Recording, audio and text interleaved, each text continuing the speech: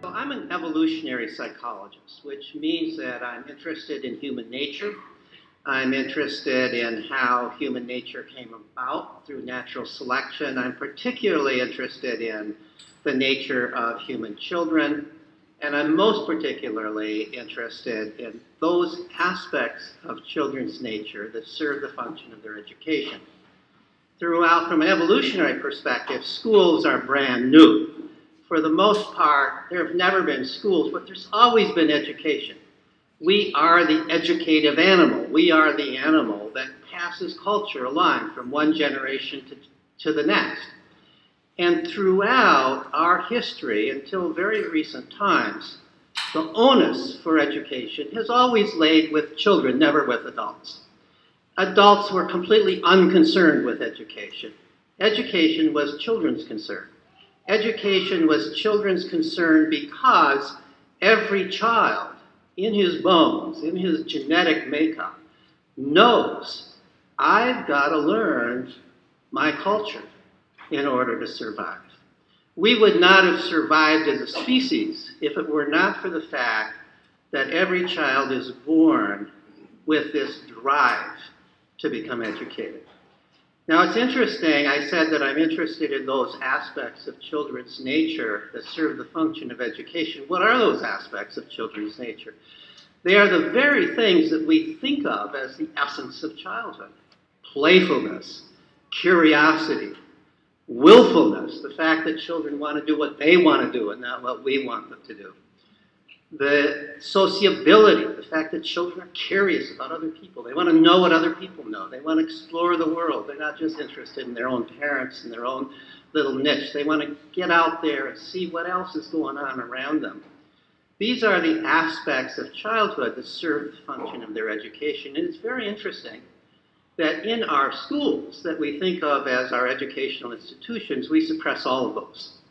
We take away children's natural means of educating themselves, and then we try to teach them something. That's not an accident. That's because schools, in their initial purposes, were not really for education. They were really for indoctrination. It was very clear that that's what they were for. The people who started the schools made that very clear. It was to drive willfulness out of children. It was to drive curiosity out of children, so that they wouldn't learn the wrong things, so that they would learn biblical doctrine, because the early schools were all about the Bible. It was the Protestant Reformation that led to the formation of schools as we know them today. Schools had really two purposes: indoctrination and obedience training. And those are purposes that have very little to do with education in the broader sense that most of us want to think of education. So I have this handout. I think everybody probably has a copy of it. Before I get started on the talk, take a look at the handout. The front page of it gives the outline of my talk. Because I'm covering a lot of ground, it's useful for you to have that outline in front of you.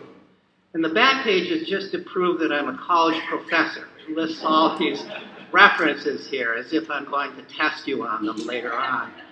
But I don't like to give talks, to be honest. I don't like to give talks in which I make claims that you can't follow up on if you want. So these are articles, books and articles that you could, if there's anything that strikes you as something that you would like to follow up on, maybe because you question it or maybe because it's interesting to you, then you'd like to follow it up. These are some references that are potentially useful for you for those purposes. Okay, so the thesis of my talk today is that play is children's means, or one of the main means by which children educate themselves. The first person to develop this thesis, actually, was the German philosopher and naturalist Karl Groos. Is there anybody here who has ever heard of Karl Groos? Nobody's ever heard of Karl Groos. Psychologists don't know who Karl Groos is. People who study play don't know who Karl Groos is. Groos is sort of, in some sense, my hero. Back in the late 19th century, he wrote a book called The Play of Animals. And in the play of animals, he addressed the question. This was not that long after Darwin's Origin of Species. And so he was a follower of Darwin, and he brought an evolutionary perspective to the question of play. He said, why do animals play? After all, it's a waste of energy. Sometimes they get killed in play. They're doing dangerous things in play. They make a lot of noise in play. They attract predators.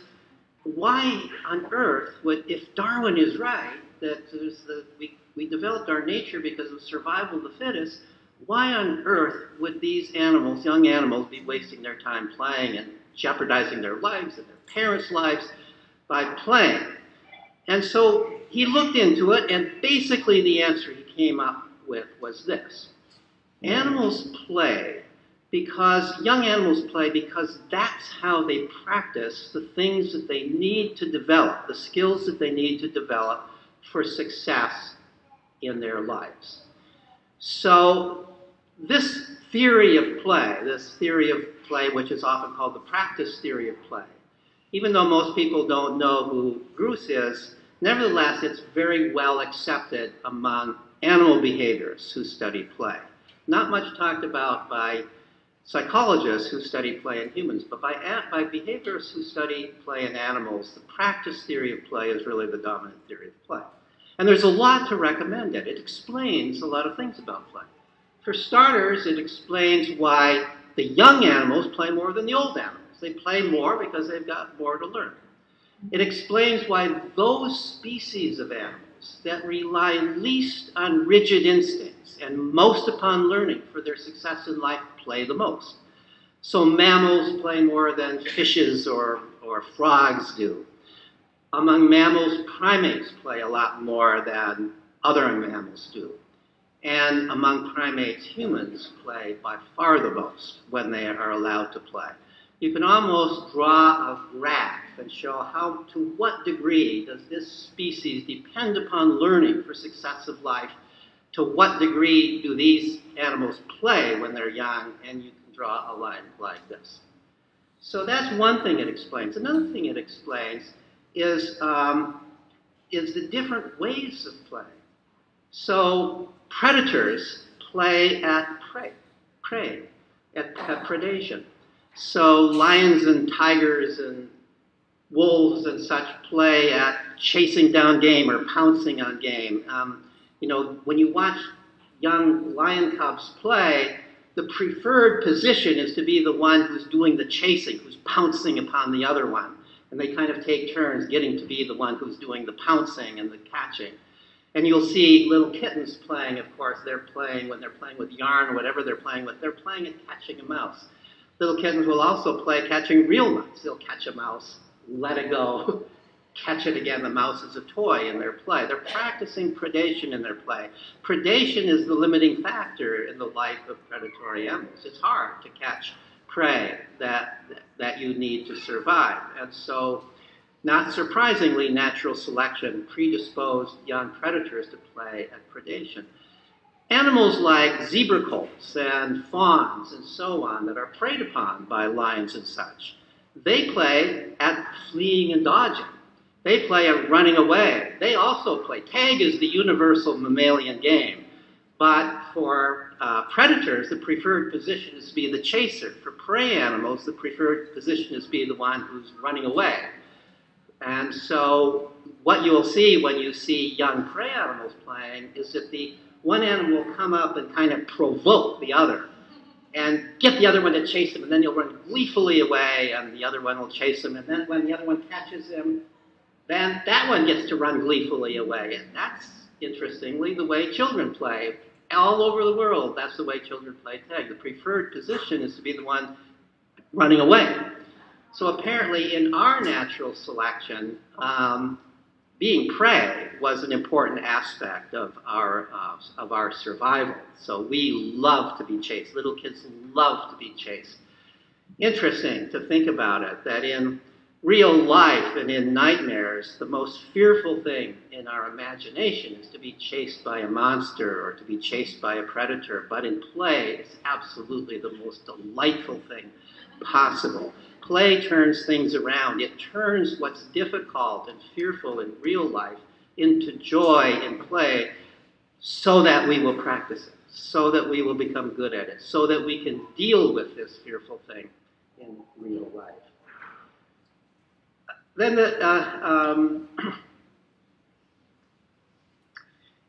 in 1901, just a few years after the play of animals, Groos wrote a book called The Play of Man. This book is almost totally ignored, and it's a book that I think is worth paying attention to. In The Play of Man, Groos argued that human beings are mammals like other mammals, that we also play, and we play for the same reason. But he noted two primary differences between the way young humans play and the way other young mammals play. One is that we play more than any other animal when we're allowed to, when we're free to play. We play far more than other animals do. We spend less time, the young of our species spend less time just laying around and more time playing than the young of other species. And the second thing he noted is that where other species play at specific species-specific skills, such as fleeing and dodging or predation, and they play pretty much the same way no matter where you observe them in the world, wherever they survive. Human children have to learn not just species-specific skills, like walking and running and talking and all of those things that human beings learn wherever they grow up, but they also play at culture-specific skills, the kinds of skills that are unique to their culture.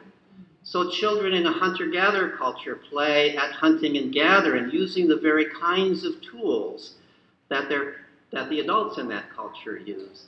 They play at the games of the culture. They play at the skills of the culture.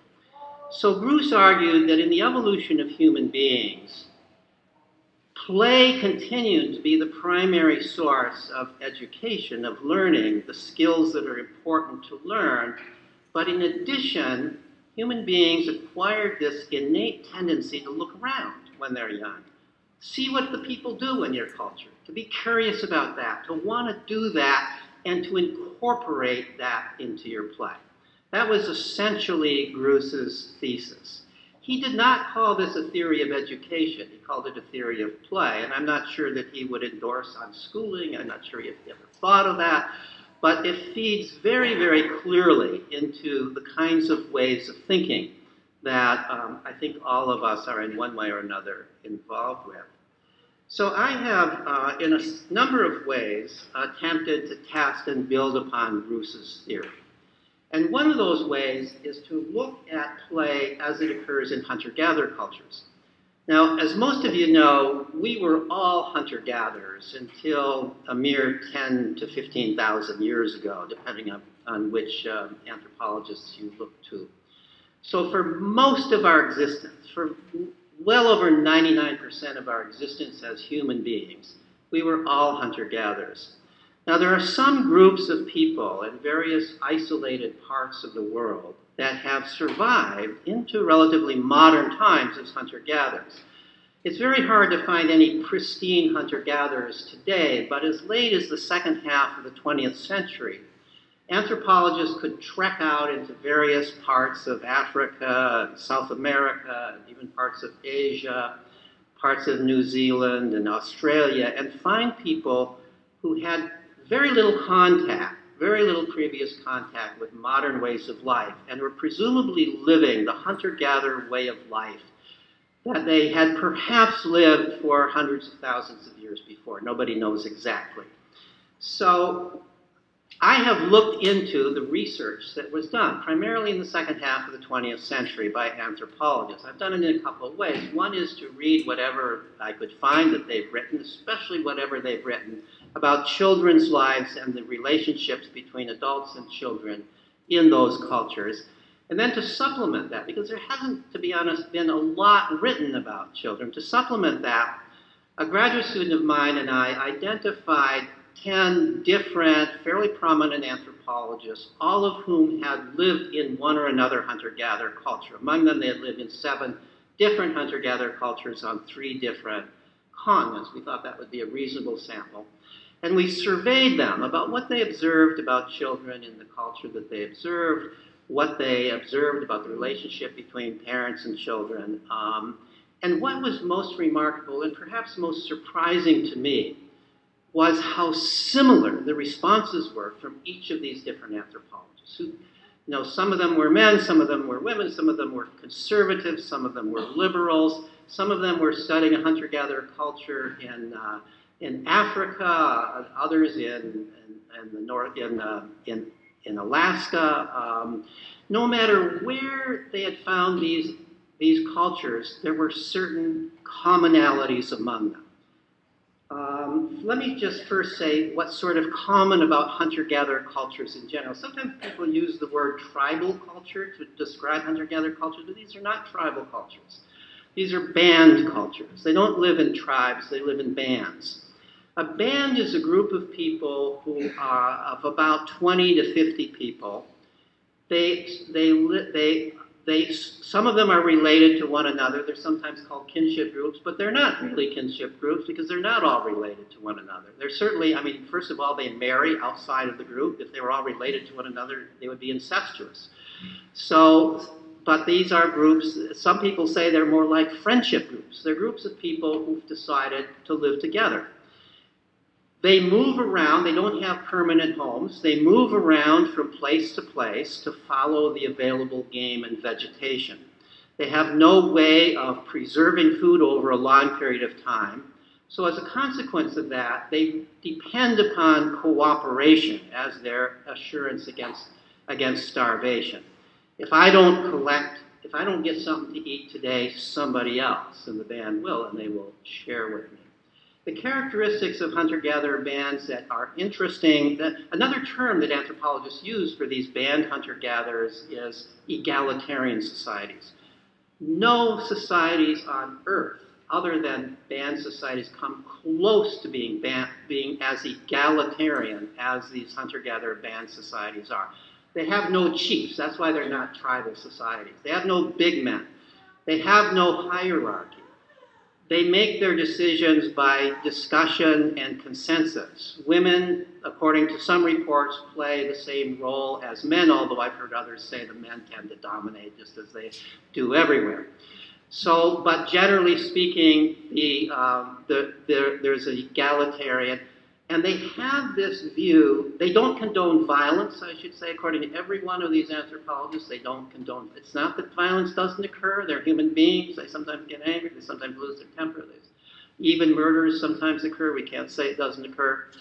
But they never condone it. They never, unlike some of the tribal societies that followed, where it's your duty to kill somebody if they look the wrong way at your sister, let's say, they do not ever condone violence. Even if somebody kills somebody, you do not kill in return. They figure out some way of resolving that problem. What's most remarkable for our purposes about hunter-gatherer societies is how strongly they believe in individual autonomy. According to the anthropologists, they never tell one another what to do. There's no concept of a boss and in fact, if anybody does try to lord it over somebody else, the rest of the band will sort of gang up on them. Not gang up them in a physically violent way, but by use of humor. They'll say, oh, so-and-so thinks he's such a big shot. He thinks he's a big chief, and so on and so forth. And the people who will do the most ridiculing of the person, the young man, because it's usually young men, who try to lord it over other people, who don't express the proper degree of humility when they come back with a fat antelope. It's primarily the grandmothers, according to some, who will ridicule this young man for acting like such a big shot. Over the course of their history, they recognize that young men can be dangerous if they believe that they are superior to other people, and they just don't allow that to occur. They ridicule any sense of superiority that somebody may show. So this notion of individual autonomy, that you don't tell somebody else what to do, what is most remarkable is it applies to children too. The adults don't tell children what to do. this goes to an extreme that in our culture, maybe even some of us, even I thought, wow, this is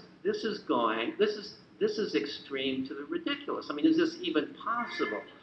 So, but let me read some quotations that give some sense of a flavor. So these are 3 quotations from 3 different observers of hunter-gatherer cultures who observe different cultures, but I could come up with about 10 or 12 such quotations. In fact, I have such a list. They'd be redundant with one another, but let me read 3 of them here. So here's one. Yumi Goso is an anthropologist in South America, studies the Paracana, but she's talking here about hunter-gatherers in general in a review article.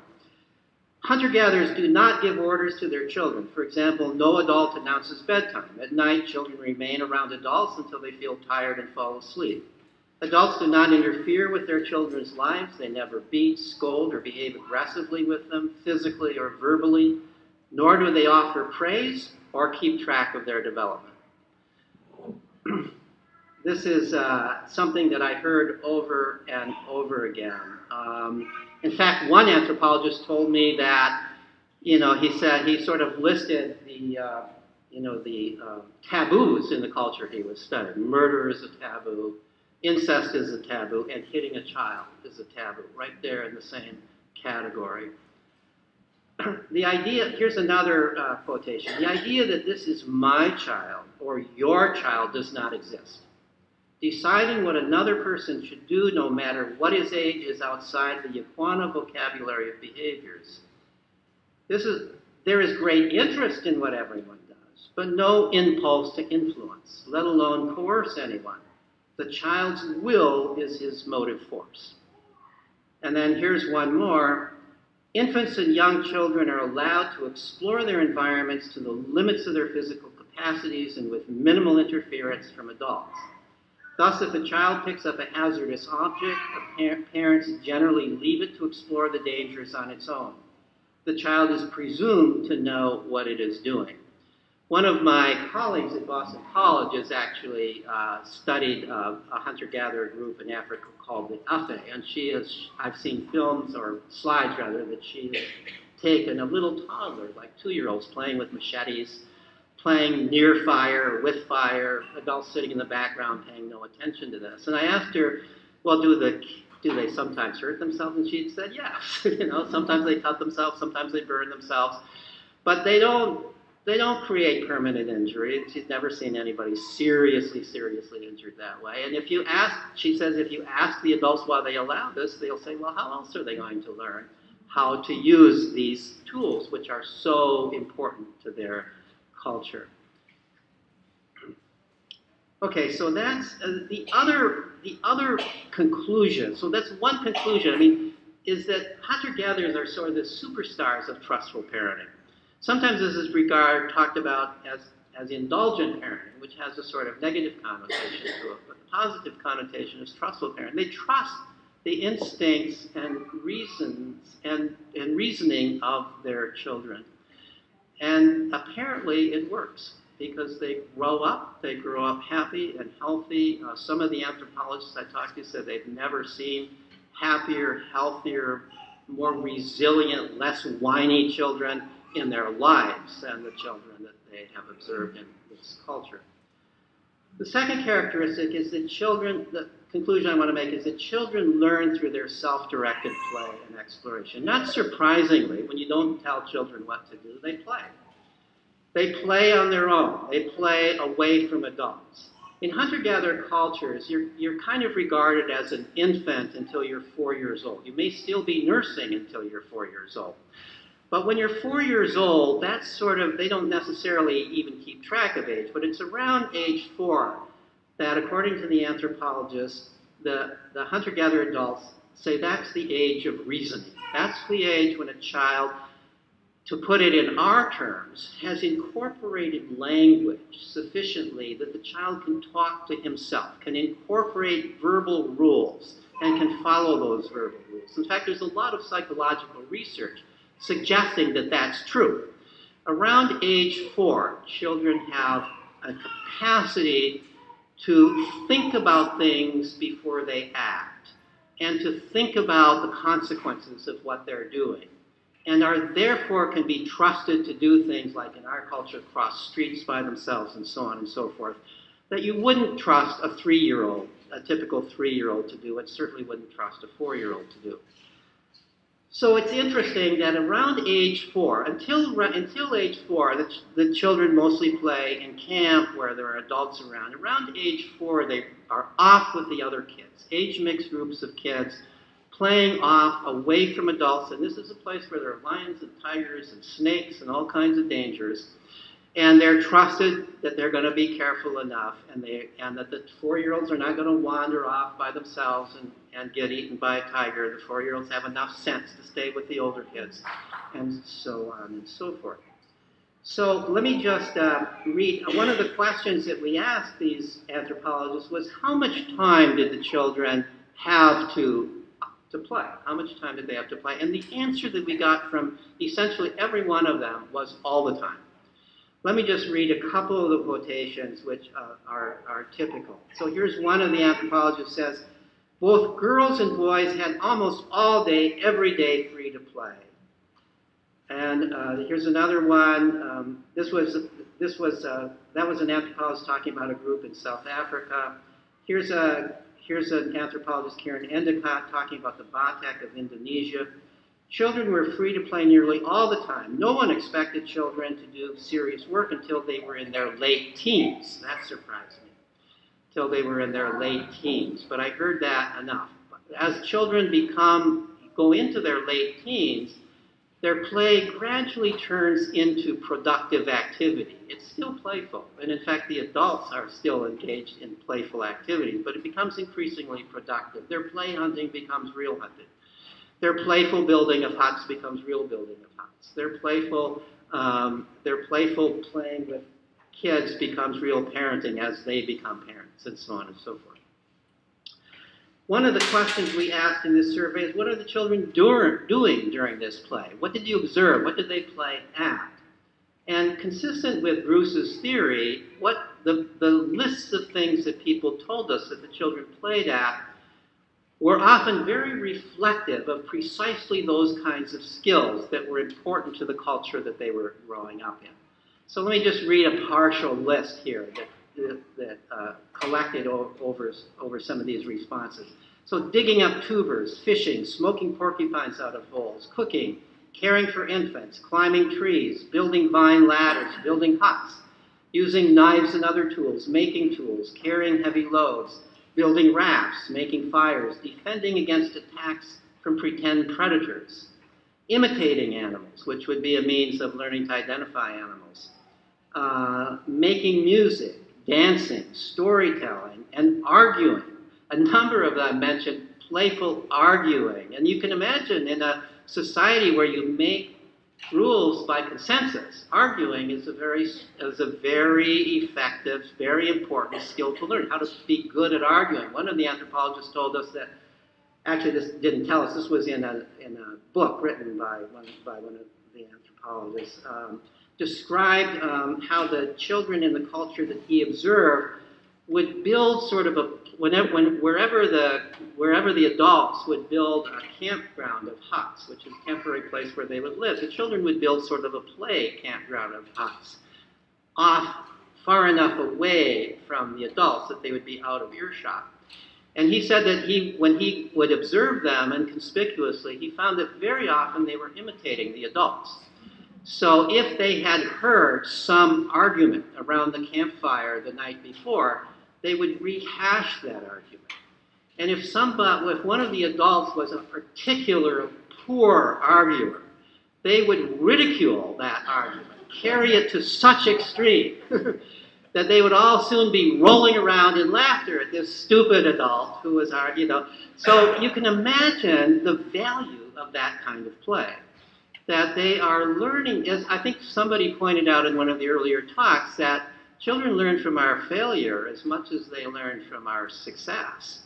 And it's very clear that they do. They can distinguish what works and what doesn't work. And then they ridicule what doesn't work, and they're not going to make that mistake. They're not going to be like that stupid adult when they grow up. Maybe they will be, but at least their intention is not to be. So that's a quick summary of the kinds of things that they played at. All of the anthropologists said that the boys played intensively, hours and hours every day at hunting and gathering. Hunting and gathering are very difficult. And tracking especially requires extreme skill. There's a book written by an anthropologist entitled something like Tracking as the Origin of Science. There's an enormous amount of intellectual as well as physical skill that goes into tracking animals, and not surprisingly, they are constantly practicing that. And in most cultures, most hunter-gatherer cultures, the men do the hunting, and so it's not surprising that boys play this way. But one of the cultures in our survey, the Acta, in the Philippines, women also hunt, and not surprisingly, the girls also play at hunting and tracking in that culture. So it's not necessarily a specifically sex-determined thing, but depending upon whether in the culture one gender or the other hunts, either just the boys or the boys and the girls will play at hunting. So in hunter-gatherer cultures, adults do not deliberately educate children. What they do is they give children time and space to educate themselves. It's not that they don't share. If a child wants to know something from an adult, it's part of the sharing ethic that, of course, they will share. If a child wants to say, how can I build a better bow and arrow, and there's an adult around, the adult will, whether it's their parent or not, will show the child how to do it. But the adult will not intervene. The adult will not come in and say, hey, you're building a pretty lame bow there. Let me show you how to really do it. But rather will only respond. There are a few things, though, that they will actually show. So, for example, they will make a point of showing the children which mushrooms are poisonous, not surprisingly. They're not neglectful parents. They allow their children to play with bows and arrows, but they don't allow the little kids to play with poison darts. So the poison darts are kept way up high in a tree someplace where the little kids can't come to them. They just have a different setting than we do of what's really dangerous and what's really not. I would say that over the course of my life, I was born in the 1950s, we were a lot closer to hunter-gatherers then than we are today in what we regarded as dangerous. I was able to I certainly played with knives. All the boys played with knives and fire and everything that are totally outlawed today. And we did so when we were 5 or 6. So that the odd thing is not really that the hunter-gatherer people allow their kids to play this way, because for the most part throughout the world kids play these ways. The odd thing is our culture that doesn't allow kids to play in these so-called dangerous ways. All right, now, typically, when I reach this point in a talk like this, and if I'm talking to an academic group, the response I get is, well, that's very well and good for hunter-gatherers. But of course, we are not hunter-gatherers. We are in a very different society. Our children have to learn all kinds of things that hunter-gatherers didn't have to learn. Maybe you're right that hunter-gatherers had to learn as much, maybe even more than our children. But what they had to learn was different. The hunter-gatherers don't have written language. They don't have to learn to read and write. They don't even have numbers, believe it or not. A lot of these cultures don't have number words more than 1, 2, and many. So there's no such thing as mathematics except a kind of intuitive math. So right for starters, reading, writing, and arithmetic. Maybe maybe you can learn to hunt and gather and build all these things and do all these kinds of things through play and exploration. Maybe that's all natural because that's the way we evolved. We evolved as hunter-gatherers, so we acquired natural ways of learning those kinds of things. But reading, writing, arithmetic, these are all new. This is the argument that I'm engaged in debate with academicians very frequently, including some of my evolutionary psychology colleagues. Well, I would be very persuaded by that argument, were it not for the fact that even before I did this research on hunter-gatherers, I had conducted research at a school called the Sudbury Valley School. So let me tell you a little bit about the Sudbury Valley School and what I learned in that research. Sudbury Valley, by the way, there are many schools now modeled after Sudbury Valley, including one in Austin called the Clearview School. So Sudbury Valley is a school that was started in 1968. And it was started at a time, there were a lot of little free schools started at that time. inspired by Summerhill, A.S. Neill's Summerhill. Most of those schools failed for a variety of reasons, mostly failed as institutions, but Sudbury Valley survived. It's now been in existence for almost 50 years. And the basic idea of Sudbury Valley is that children will learn what they need to know. We don't need to worry about their education as long as we provide them the opportunities, the freedom, the space, and the opportunities that they need to educate themselves. So Sudbury Valley was set up as a place that would not tell children what to do, but would provide them the kinds of opportunities that they needed to become educated. Interestingly, they decided that they would accept children who were 4 years old or older. They hadn't studied the anthropological literature suggesting that hunter-gatherers think you've reached the age of reason at 4. But they decided, since this is a school where we're not going to have adults following kids around, kids are not going to be watched all the time, we better not have kids younger than 4. They kind of understood that 4-year-olds are capable. In 1968, it was easier to believe that than it is today. So we're going to have, because we've got a pond here, we've got woods, there's a street over there. We don't want 3-year-olds running around, but 4-year-olds, that's okay. So 4-year-olds through teenagers. Not all 4-year-olds. They have to go through a visiting week, and if the 4-year-old doesn't seem to be able to follow rules and control himself, then the advice to parents is wait another year. The school was set up as a participatory democracy. It was really modeled after the old-fashioned town meeting. There was a weekly school meeting. All the rules of the school are made by one person, one vote procedure at the meeting, and they're enforced by a judicial committee. The one requirement that you have as a citizen of the school is that when your name is called for jury duty, you have to serve jury duty. And so everybody serves jury duty when their name is called. The jury is always composed of kind of a random set, but always in such a way that there's always at least one little kid, one middle-sized kid, 1 or 2 teenagers, and 1 staff member, 1 adult staff member on the jury at any given time. The basic rules of the school are made through the school meeting, and that's the way the school operates. The school has equipment that has been purchased over the years. If you want an item of equipment, you have to make a case at the school meeting. You have to argue that this is going to be valuable. It's worth spending this amount of the school budget on it. It's not that the staff members decide in advance what kind of equipment we should have because this is educational. You have to make the case and you have to get a vote at the school meeting. If, let's say, you decide that we need a paved basketball court, or if you decide we need a soundproof music room, then you have to make that case at the school meeting. So that's the way the school operates. Now, my first study of the school was a study of the graduates. And frankly, I did this study because my son had recently become a student there. He had rebelled in public school. We found this school. He thought this was the perfect school for him. I wasn't so sure. But he didn't really give me much choice. He was making such a beast of himself in public school that there wasn't much choice about it. And so we had him go to this school, and I could see that he was happy, and his mom could see that he was happy, and that satisfied her, and it should have satisfied me. But I was concerned, well, I was a college professor. I'm not the kind of parent who thinks that it's all that important to go to college, but I didn't want it to be impossible for him to go to college. So I was concerned. I began talking to parents. I began trying to learn about some of the graduates of school, with what ways was going to the school constricting their lives.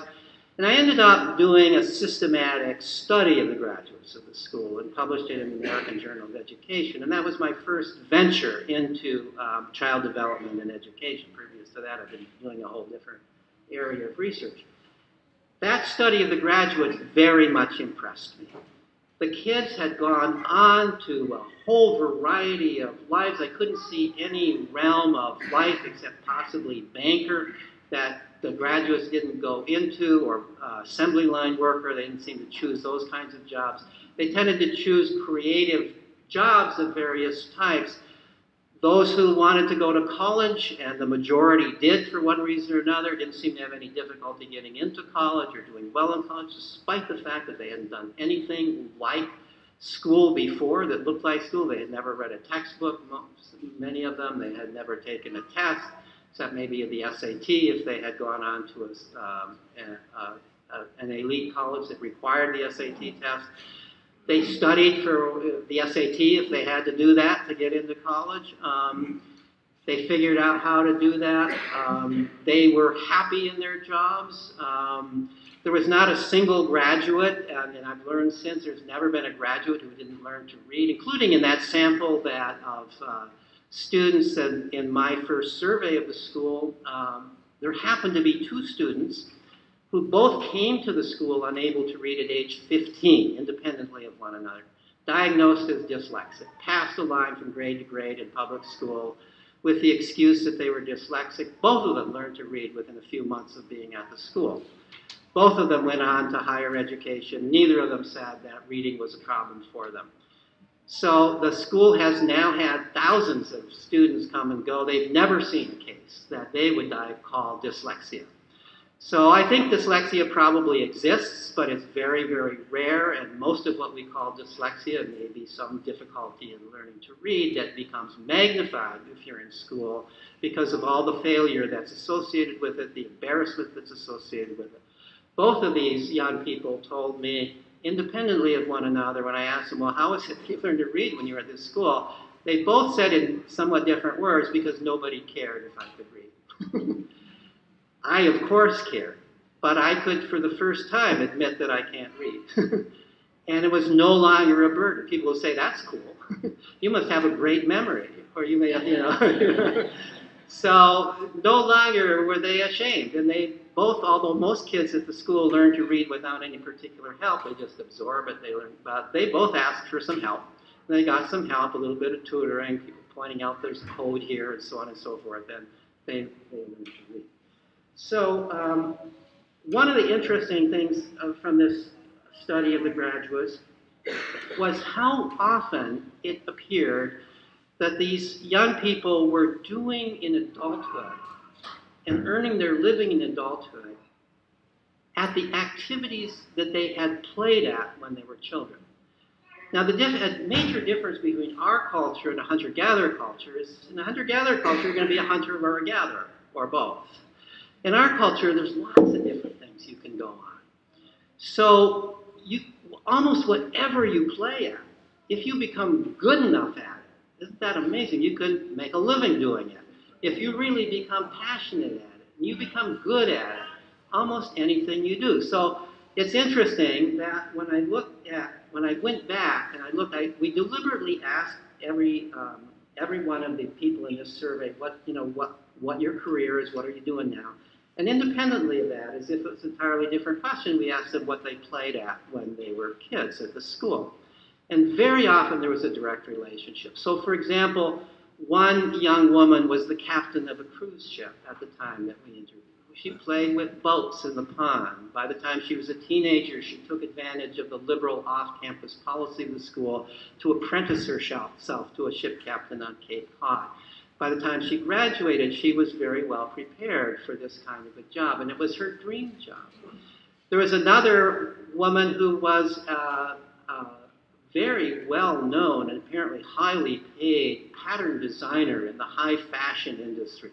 She, like a lot of little girls, played with dolls and making doll clothes, and then she went from that to making her own clothes and making clothes for her friends. And then she apprenticed herself to a pattern maker, and there was her dream job. There was a young man who is a machinist, but he's more than a machinist. He's an inventor. He's the kind of person that you would go to if you want a machine that nobody else has built. How did he spend his time at the school? He was constantly building things. He was leading a pack of young boys in the building of plasticine villages and houses, and he would make them to scale. It was important to him to make them to perfect scale. He got just absolutely obsessed with this. He would spend hours and hours a day. They could hardly get him out of the building at the end of the day. But as he got older, he was getting staff members to take him to the dump and bring home bicycle parts, and he would put bicycles together and sell them for a few bucks.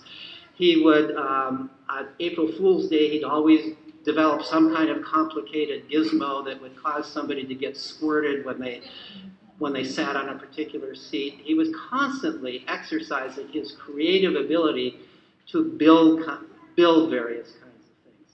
There was a kid who came to the school at age 13 who said, I'm not sure if it's possible to flunk out of public school. He claims he was flunked out of public school, came to Sudbury Valley School and got interested in computers. And this was a time when the home computer was just really getting started. He was the first one to bring computers to the school, and the way he did it was to call computer companies. I don't know if they knew he was a 13-year-old kid, but he would call computer companies and he would say, I'm the head of the computer department at Sudbury Valley School. And we would be interested if you would donate us a computer of your type. This might be profitable to you because it's so and so in the long run that people would be learning how to use your computer. So he got computers, he figured out how to use them, he taught other people, he got the whole computer culture started. But he was in his 20s at the time we interviewed him. He had $1 million business, software business going. He was one of the few really wealthy members of the graduates, and he proudly told me that among his clients was the school district that had flunked him out. So it gives some indication. I think one of the things, when you go to regular school, you don't really know you don't really learn what your passions are. You do what you're being told to do. And increasingly, kids, when I was a kid, at least we had school, but school was not a big deal to us today. We didn't have homework, certainly not in elementary school, a little homework in high school, but it wasn't a big deal. And so we had hobbies. And in hobbies, we kind of got some sense of what we like to do. But kids today who are going to school don't really have much time for hobbies. Even out of school, they're put in adult-directed things rather than just doing what they're interested in. And so kids are growing up without much experience knowing what they really like to do and how to transfer that into a career, into employment. It's interesting to me to note, I'm talking about these graduates of Sudbury Valley, but more recently I've done a study of grown Unschoolers, which I've published in my blog. It'll be coming out fairly soon in an academic journal. But basically the same finding, that many of these grown Unschoolers are making a living doing the very kind of activity that they had explored and developed a love of when they were kids, when they were Unschoolers. So now let me, I'm not going to make it through this whole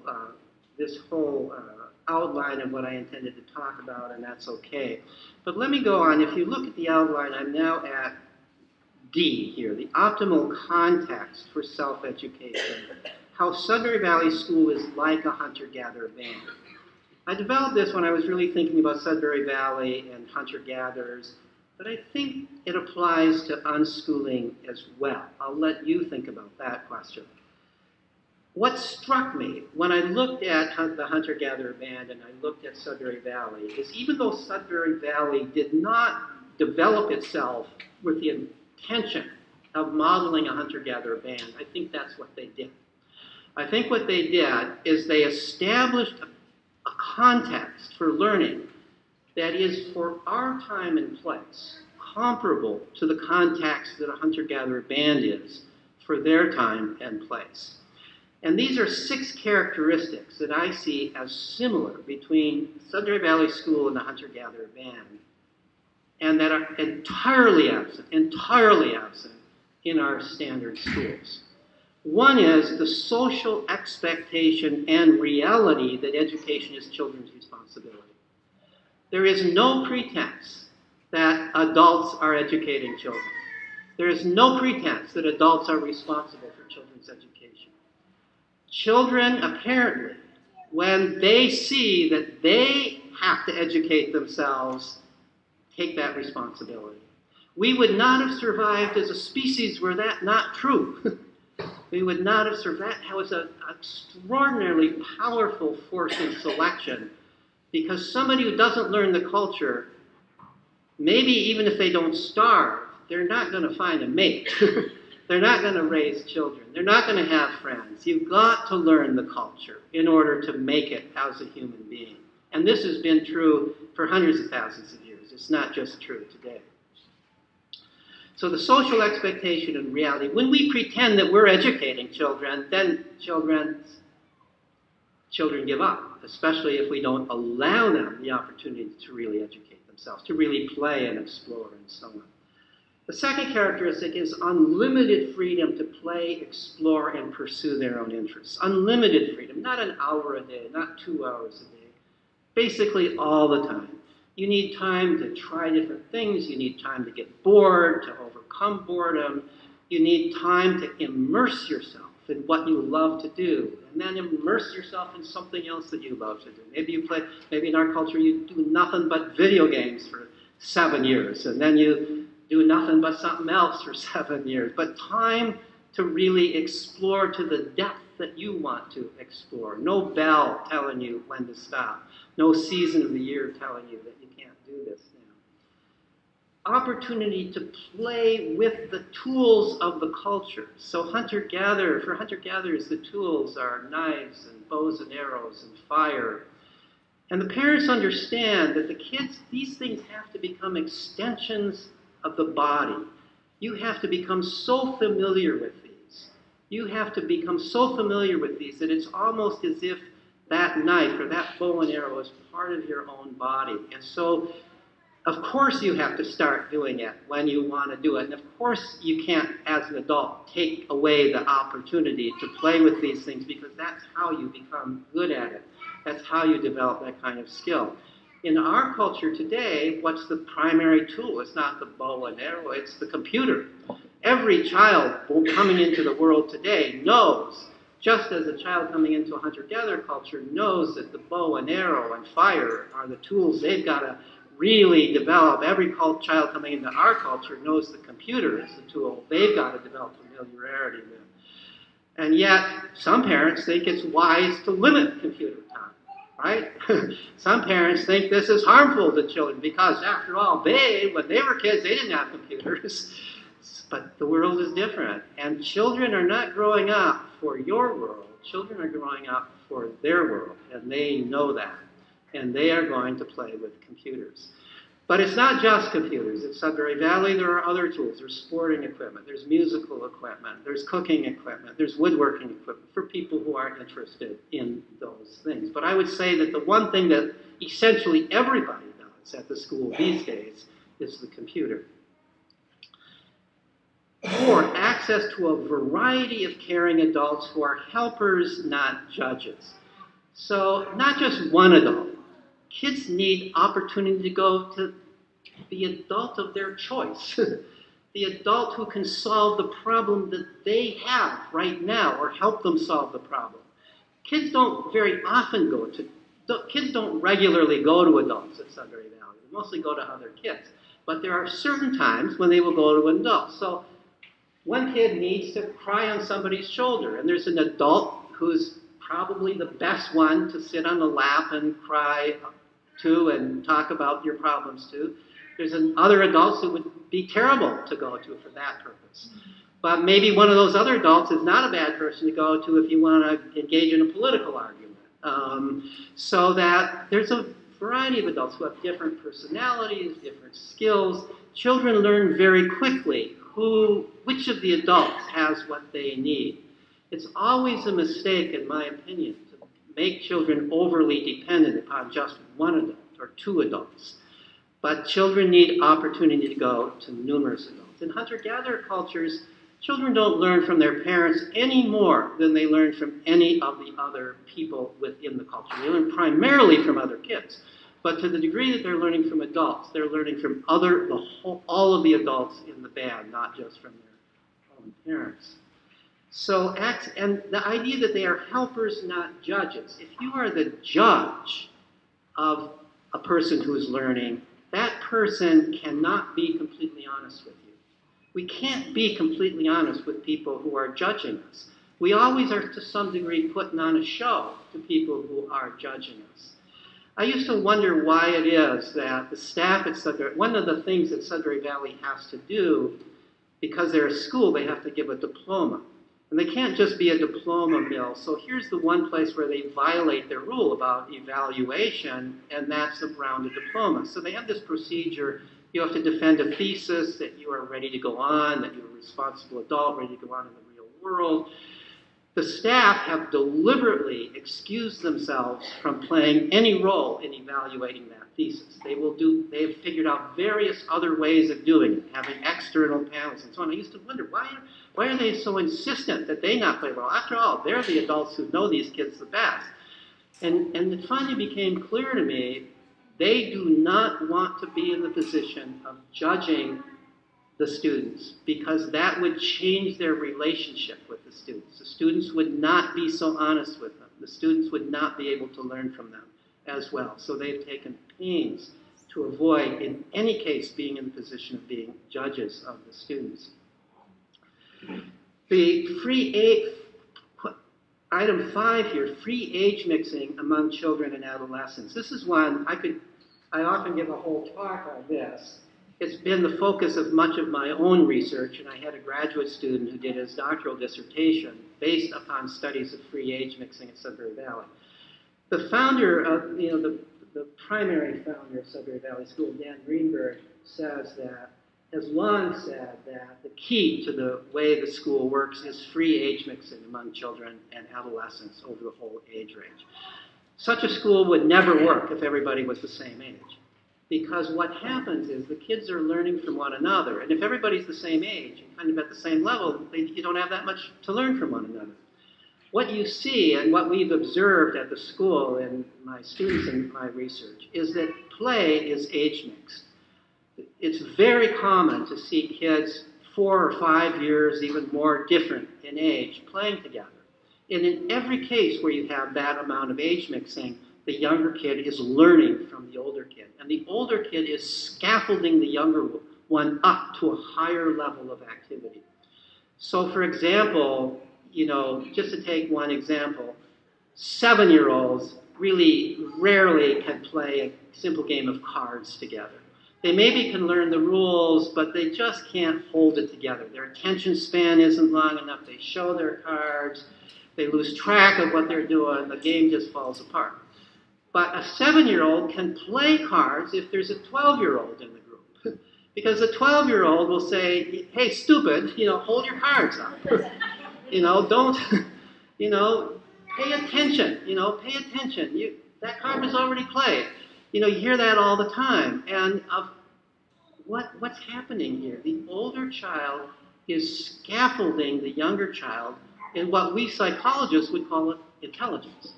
Intelligence, after all, is the ability to pay attention to something, to focus on something, to remember something, to use your mental resources in an organized way. The 12-year-old can do that, and the 7-year-old can do it with the 12-year-old, but the 7-year-old can't do it with other 7-year-olds. The great Russian psychologist Lev Vygotsky argued that development occurs when one is engaged in what he called the zone of proximal development, which means the activities that you cannot do by yourself, cannot do by other people with other people who are at your same level, but can do with people who are a little bit more advanced than you are. And that happens all the time at this school when children are playing with older children. But what are the older... Also, there's modeling going on. Little kids, for the most part, don't give a damn what adults are doing. We might like to think that they give a damn what adults are doing. For the most part, they don't. Adults are in a whole different world. The fact that adults read books is sort of irrelevant to the little child. But if a 5-year-old sees 8-year-olds, 7 and 8-year-olds reading books and talking about books, they want to join that club. They are interested. If the 5-year-old sees 7-year-olds climbing trees, they want to climb trees. They are motivated. You see them watching the older kids and then trying it out, wanting to do the very things that the older kids are doing. So what do the older kids get out of this? The older kids are learning something extremely important. How to be caring, how to be nurturing, how to be a leader, how to help. They're getting a sense of their own maturity. even a 7-year-old is the mature one when interacting with a 5-year-old or a 4-year-old. You're learning how to be a caretaker, how to be mature, how you're getting a sense of your own abilities. Also, whenever you explain something to a younger child, you are also explaining it to yourself. You're putting it into words. You're rethinking it. Another thing the older kids are getting out of it, and you especially notice this with the teenagers who have come from a regular school and they're all burned out and life is terrible and everything sucks, you know. And they come to this school and there's all these happy little kids running around. It's hard to maintain that attitude. And plus, there's all this creative things going on. The little kids are playing with clay, they're coloring, they're playing with blocks. And it's pretty hard, even as a teenager, not to join them, not to play with clay, not to do some of these creative things yourself. Even if your excuse is you're just playing with this other kid. Pretty soon you're actually really doing things. And so what you find is that the kids engage in these kinds of creative activities, where in the rest of our culture, by the time kids are teenagers, they've very often left those kinds of activities. Well, I'm going to have to stop at this point. I'm not going to. There's a lot more on this list of what I was going to talk about. But I'm going to stop at this point because I think it's really important to have time for questions and discussion and comments. So I thank you all very, very much for your attention. I am honored to have been invited here. I also would like to extend my congratulations to all of you who are involved in unschooling, or even if you're just exploring unschooling, for your courage, because it's very hard to do something that, no matter to what degree you yourself understand that this is right, it's very hard to do something that is so non-normative, where even your own, extended family doesn't understand what you are doing. And it takes courage, and you are the pioneers. I'm absolutely convinced that we will reach a point where all children will have the opportunity to educate themselves. But you're kind of on the edge of moving us in that direction. So I thank you all very much.